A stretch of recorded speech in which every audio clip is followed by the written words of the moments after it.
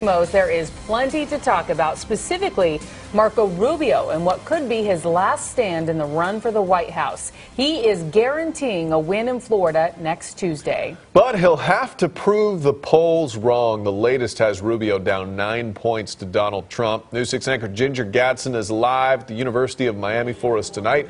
Ginger, one critic tonight said Rubio needed to have the best debate of his life.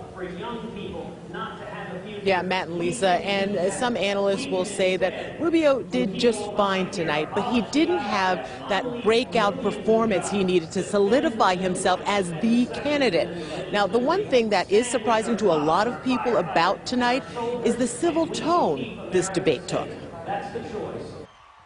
As the candidates took the stage, it was clear Miami, Florida is Marco Rubio country. The audience gave him a rousing round of applause.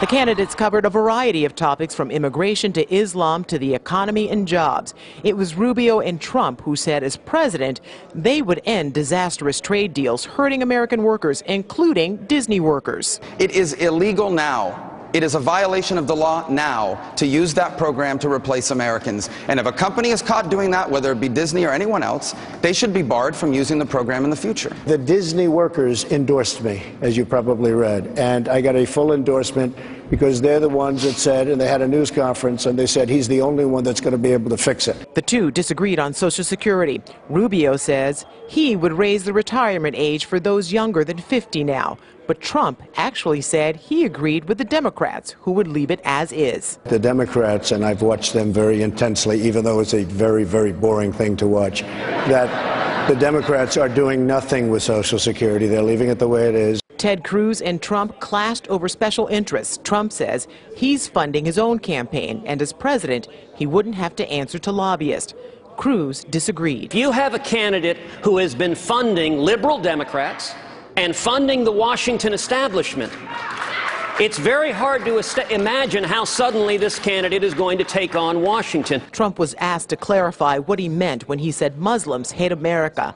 The moderator asked if he meant all 1.6 billion. I mean a lot of them. I mean a lot of them. I'm not interested in being politically correct. I'm interested in being correct. Those exchanges were testy at times, but far more cordial than previous debates, a fact not lost on Trump.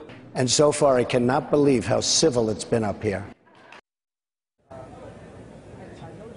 Civil indeed, and the debate just ended moments ago, and now analysts are doing what we call a post-mortem. They're analyzing who did the best tonight, and of course when you read the headlines tomorrow, maybe we'll see that Marco Rubio did a little better than a lot of people had anticipated or expected. Something else that came out of tonight's debate, Donald Trump made the announcement during the debate that he is going to be endorsed tomorrow by a former presidential candidate, Dr. Ben Carson.